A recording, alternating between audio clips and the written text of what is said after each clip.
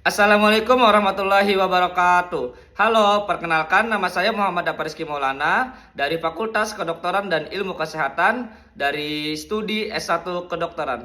Jadi, di sini saya ingin membahas atau mereview buku tentang filosofi teras. Filosofi teras dari Henny Manampiring. Ini guys. Nah, jadi di sini saya ingin membahas atau mereview buku tentang filosofi teras dari karya Henry Manampiring. Buku ini membahas tentang filsafat stoicisme, yaitu ajaran filsafat kuno dari Yunani yang ternyata masih sangat relevan dengan kehidupan kita hari ini.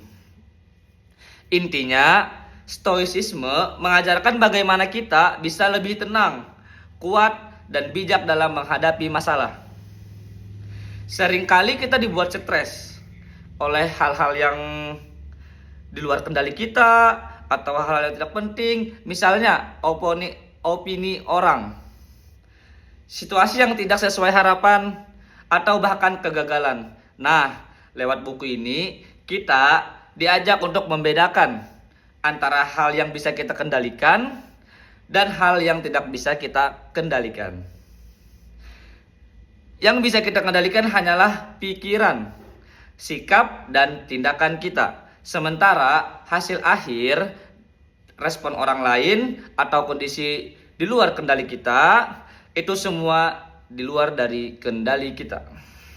Nah, jadi lanjut ya.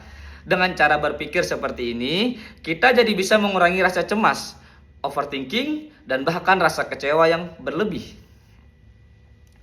Terus, misalnya, kalau ada orang yang meremehkan kita, stoicisme mengajarkan untuk tidak larut dalam omongan mereka, atau kita tidak kebawa omongan mereka gitu. Tapi fokus pada diri kita sendiri. Apakah kita sudah berusaha sebaik mungkin atau belum berusaha sebaik mungkin?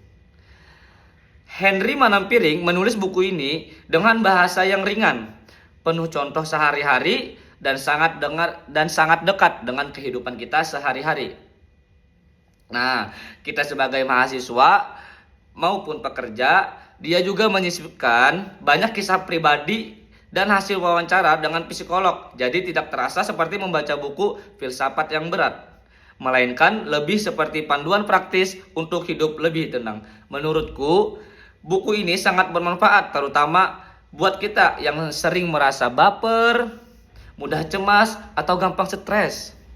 Dengan membaca filosofi ini, kita belajar untuk lebih tahan banting, lebih fokus pada apa yang kita lakukan, dan lebih ikhlas menerima hal-hal yang tidak bisa kita ubah.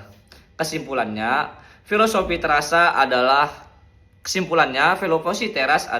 buku yang sangat layak dibaca. Ia bukan hanya memperkenalkan filsafat, tapi juga memberikan panduan nyata bagaimana cara menjalani hidup yang lebih damai dan berkeadaban.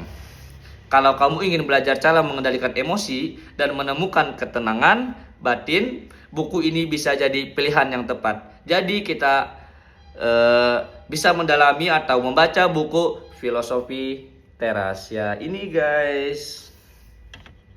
Terima kasih.